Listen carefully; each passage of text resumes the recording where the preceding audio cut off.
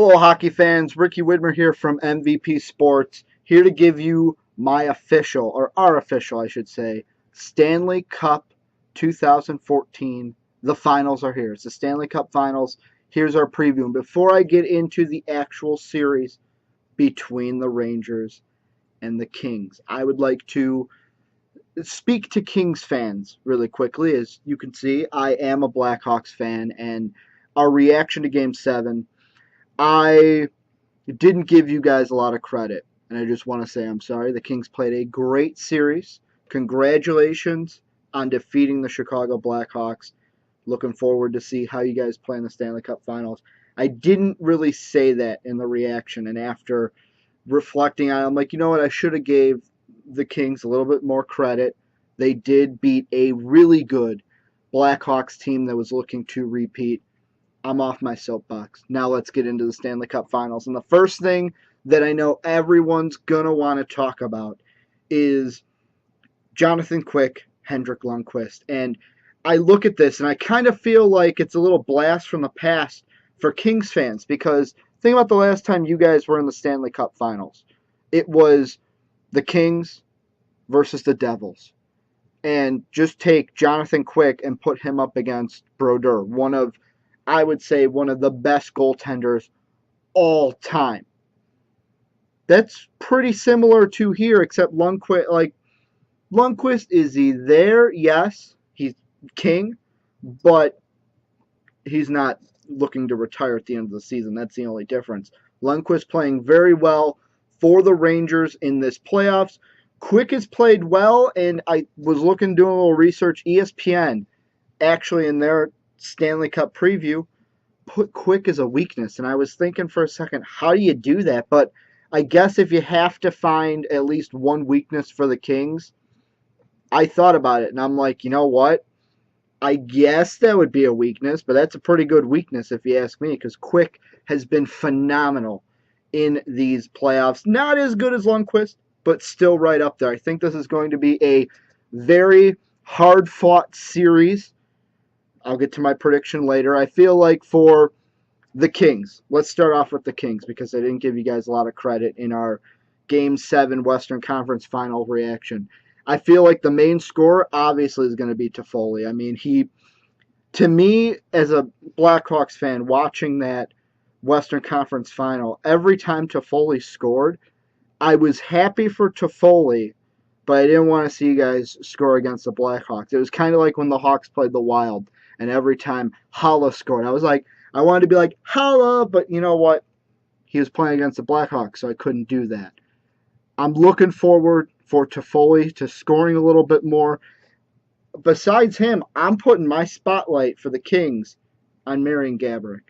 Traded away from New York, comes to LA via Columbus, and look at that. He gets to go up against his former New York Rangers in the Stanley Cup Finals. And I feel like put the spotlight on him. It's either going to be he tries too hard and fails, or he does enough to get back at his old team. And I feel like it's going to be a happy medium. The one thing I feel like the Kings aren't going to be able to do well, I would say, against the Rangers, is dealing with the Rangers' speed. If there's anything that the Blackhawks showed in the Western Conference, well, not really the Blackhawks, more Patrick Kane, is that speed kills. Every time he got up the ice, so quick, scored so many goals for the Blackhawks, assisted on so many passes, and I feel like the Rangers will need to use that speed to get to the Kings, get through that impenetrable defense, and eventually get to their weakness in Jonathan Quick. The Rangers, some of the players that I'm spotlighting, everywhere that I look, everyone's talking about Ryan McDonagh. And I mean, yeah, it's him against Drew Doughty. Everyone wants to get that going, but I'm looking at Martin St. Louis. He's been here before. The Lightning have done this. Now he's with the Rangers. And I feel like maybe it's me being a Chicago Bulls fan, kind of putting a little hockey into this. I think of what has happened to St. Louis in these playoffs. He loses his mother. himself and the Rangers playing with so much emotion. I kind of think back to my Chicago playoff lore, and I go, wow, this doesn't sound like Michael Jordan in 96, does it not? Loses his father, wins the Father's Day championship in 96. What's to say that? I know that basketball and hockey, but what's not to say that can't happen here to St. Louis, except can't win it on Mother's Day because Mother's Day already happened. But the Rangers are going to have to fight those emotions in this series if they're going to want to win, because the biggest thing that can either derail or help you is overplaying and thinking too much about those emotions. When I look at the schedule, I know everyone's talking about, oh, the Rangers have to travel to LA. Then they could, if this goes to 7, they'll have to travel to LA once for 1 and 2, back to New York. For game 5, they'll have to go back to LA and then travel back across country for game 7. Yeah, that could hurt the Rangers, but honestly, if you guys have looked at my Twitter feed at Ricky Widmer, my prediction has the Rangers going to LA twice. I'm going to get right to it. I said, and this was right after Kings beat the Blackhawks, and I almost changed it to 6, but I'm going to keep it at Rangers in 5. And I know everyone in LA Kings Nation is going to be like, well, Ricky, I think you're really underestimating the Kings. I'm not. I never said they were going to be blowout games. Every single one of these games could go to overtime the way these two defenses can go, these two goaltenders can go. This is how I see the series playing out. Game 1 goes to the Rangers. The reason why I say that is the Rangers have never lost a Game 1 in these playoffs. The Kings, yeah, this is their first Game 1 home game, but they've only won Game 1 once, and that was a 3-2 overtime win to the Anaheim Ducks. And I can kind of leaning more towards the home game because that's in California. It's not that far to go. Second off, everyone who talks about Justin Williams and the Kings being Game 7 killers. The Kings have been to a few Game 7s themselves. Came back 3-1 against the Penguins. Had to beat the Flyers in a very back-and-forth series in the quarterfinals. Their shortest series was obviously the conference finals, where they got rid of Montreal in 6, hence why they got the rest.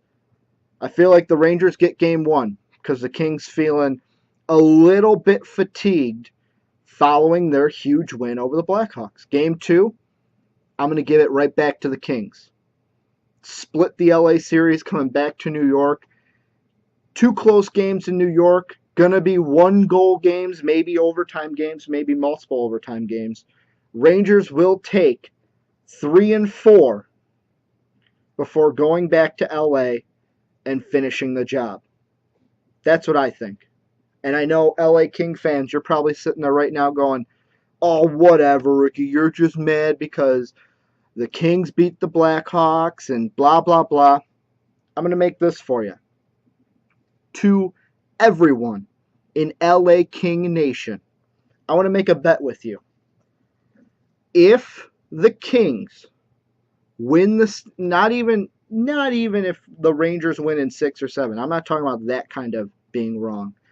If the Kings win the Stanley Cup Finals, I promise, if you want to send me either a Kings shirt, a Kings sweater, a Kings hat, a Kings poster to put behind me, I will wear or display any form of Kings bling, Kings swag that you want to send me.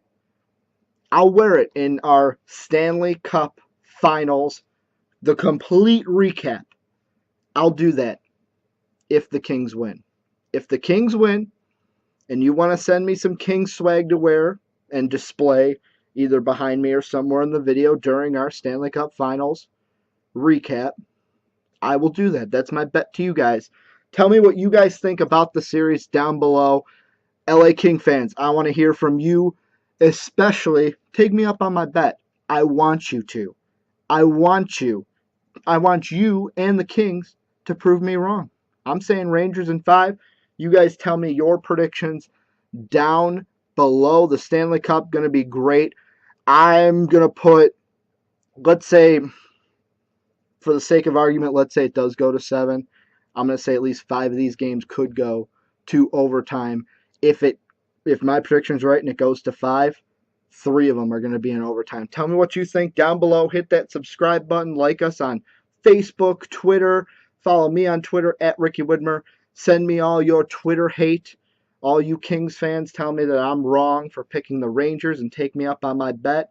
And as always, have a good day, everybody.